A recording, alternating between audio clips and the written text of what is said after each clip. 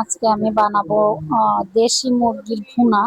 তো এখানে আমি ২টা দেশি মুরগি নিয়ে নিচ্ছি। এটাকে আমি পিস করে নেব এবার। এই যে আমি পিস করে নিয়েছি, আলুও ভাজি করে নিয়েছি, আর মুরগির নরম পার্টগুলো এই যে আলাদা করে বাটিতে রেখে দিয়েছি। হ্যাঁ, যে এটা আমি পিস করে নিয়েছি আর একটা বাটিতে। এবার আমি মসলা রেডি করে নেব। যেহেতু আমি এটা ইলেকট্রিক চুলায় রান্না করব, তো এই কারণে আমি মসলাটা আগে থেকে রেডি করে নিচ্ছি কাজের সুবিধার্থে। এখানে আছে আদা বাটা, রসুন বাটা। আমি এখানে ২ টেবিল চামচ আদা বাটা নেব, আর রসুন বাটা নেব ৩ টেবিল চামচ। কারণ যেহেতু এটা মুরগির মাংস, তো এখানে রসুনটা একটু বেশি দিতে হবে, তাহলে টেস্টটা অনেক ভালো আসে। আর পুরা রান্নাটাই আমি এখানে করব গরম পানি দিয়ে।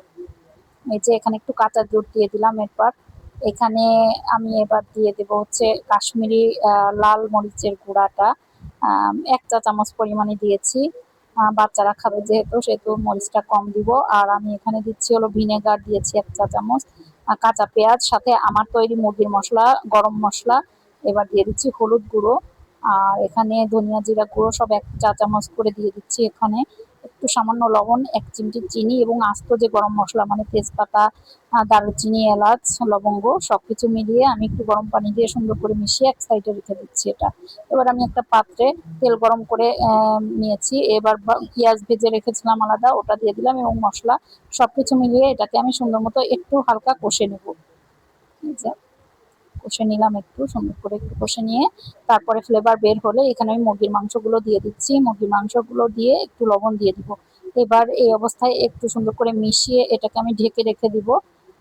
এই যে, আর যখন ঝোলের পানিটা মাংসর সাথে মিশে আসবে, মানে সুন্দর একটা ফ্লেভার বের হবে, সুন্দর মতো কষানো হয়ে যাবে, তখন এটাকে আমি একটা প্রেসার কুকারে ট্রান্সফার করে নেব এটা।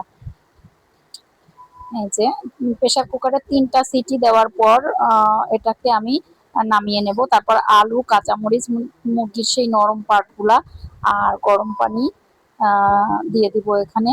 একটু লবণ দিয়ে দিব মানে স্বাদ অনুযায়ী। তো সবকিছু দিয়ে ঝোলের পানিটা কমে গেলে আমি নামিয়ে নেব, আর এটা হচ্ছে ফাইনাল লুক।